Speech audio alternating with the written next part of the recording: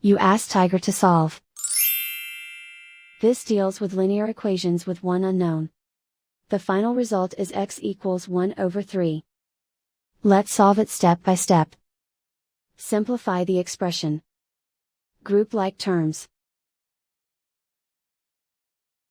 Simplify the arithmetic. Group all constants on the right side of the equation. Subtract 4 from both sides. Simplify the arithmetic.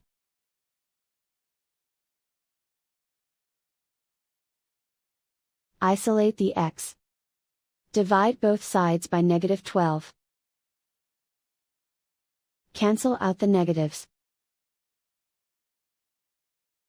Simplify the fraction. Cancel out the negatives. Find the greatest common factor of the numerator and denominator. Factor out and cancel the greatest common factor.